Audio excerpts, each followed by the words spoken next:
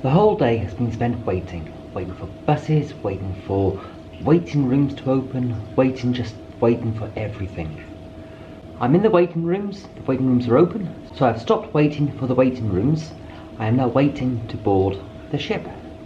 Another 45 minutes of pacing up and down, and then hopefully I'll be on board. I can't wait. It really is blowing a hoofer out there. Today's ferries were cancelled, so I'm just hoping that tomorrow morning's ferry is going ahead as planned. They say it is, but we'll see how this storm holds up. Hopefully I'll be departing at 6 in the morning. Breakfast is served 6:30 to 7:30, and the bar is open until midnight tonight, so I will update you when I'm on board. Finally made it on board. Well, hey, I'm here. The ship looks really good. It's like a mini cruise. Anyway, I'll show you around afterwards. I've not had a proper chance to explore yet, but I'm here in my cabin, room 208, and it's pretty impressive. Twin room, internal, so there's no windows. Doesn't really matter, it's dark out there, and we've all seen, well, the view, which isn't a lot really, it's all wet and rainy. Anyway, 2 single beds, a TV, which, well, I don't think I'll be using really much. The ever essential kettle, with your sachets, your milk, your tea, etc., coffee. Telephone, complimentary vomit bags, useful. Oh, fluffy towels up there. Yes, it all looks really clean and pretty good. Loo, and a shower unit. Small, compact, cosy. Anyway, first thing I want to do is tell the missus I'm on board, and then go and explore the ship a bit. Go and have a look around. There's a complimentary buffet, sarnies and things like that up in the bar, so I'm going to go and enjoy that.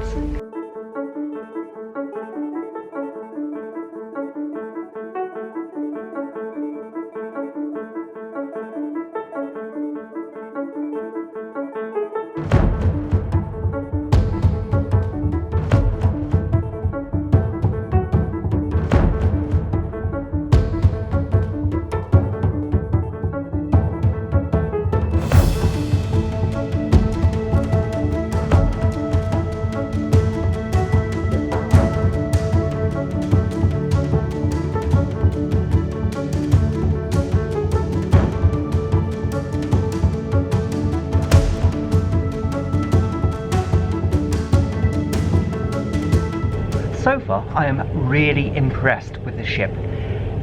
It's shiny.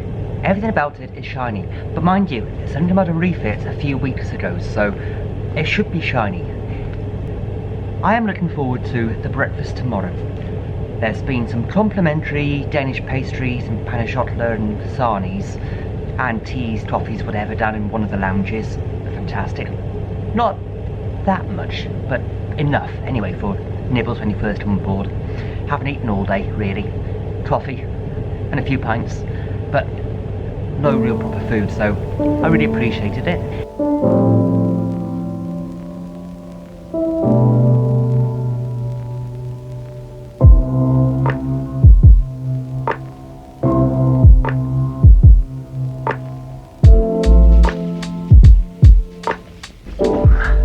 Well, it's time for me to turn in.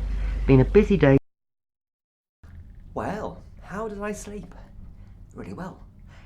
It was a bit noisy. The generator seems to be right below the cabins, and that was humming all night long.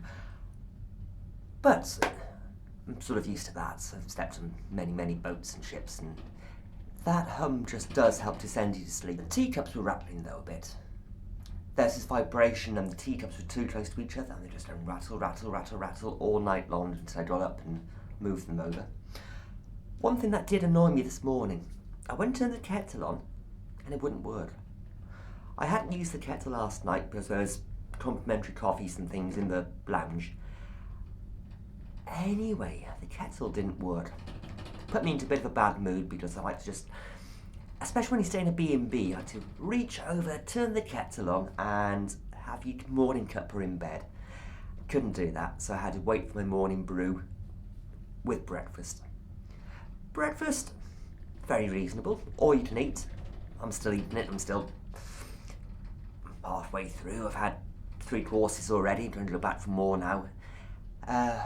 Free coffee, lots of coffee. Had 4 or 5 cups already, it's only 7:30. There's a fair bit of swell motion in the water today, and the boat's going back and forth and up and down a bit, you know, wobbly, wobbly, wobbly and all that wonderful jazz.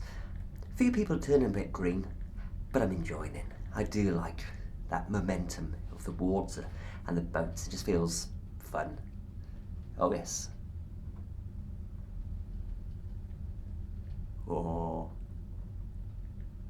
It's like being drunk, but only with coffee. Gideon's have been here as well. I always try and hunt down Gideon's Bible in every B&B and hotel I go to. I've made a bit of a sport, a bit of a game to see how many places still stock Gideon's Bibles. And I found it in the cabin. It's right next to the emergency life-saving notices and how to put on your life jacket and all that stuff. So I assume it's part of the emergency procedures. You hear the alarm, you put your life jacket on, and then you open up the New Testament and find your final psalm thing. So that's what I put it down to. It's just the life-saving mechanics. Onwards, more coffee, more breakfast, and then it's going to be a 4-hour bus ride down into Inverness. Oh, the joys, I can't wait. See you soon then.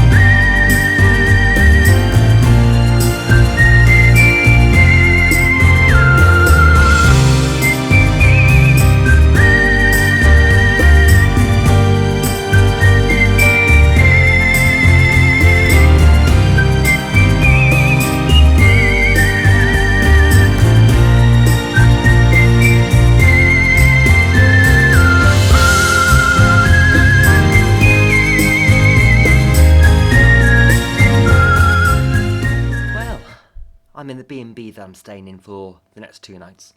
It's lovely. It's very great. Anyway, time for a cuppa. It's been a long, long trip. Got lost. Met a postman from Wales, from the same town that I was in for a while. And we got chatting, and anyway, he showed me where the B&B was, which is awesome. So, cheers, Ted. Anyway, I'll have a cuppa, and I'll be back with you in a moment now. Well, it's my last day here in Inverness. Not a bad city. I'm not used to cities these days, so it's busy, frantic, loads and loads and loads of people. But I've had a really good stay. I passed that stage of the interview that I was down here for, the whole reason of the trip, and now it's time to head back to Orkney. And I can't wait to see green grass, green everything. It's very, very grey in the city, full of traffic, full of people, full of buildings and fumes and just can't wait to be home. What else do I need to buy before I leave the city? I feel a shopping trip coming on. Oh yes. Right then, I'll see you in a bit.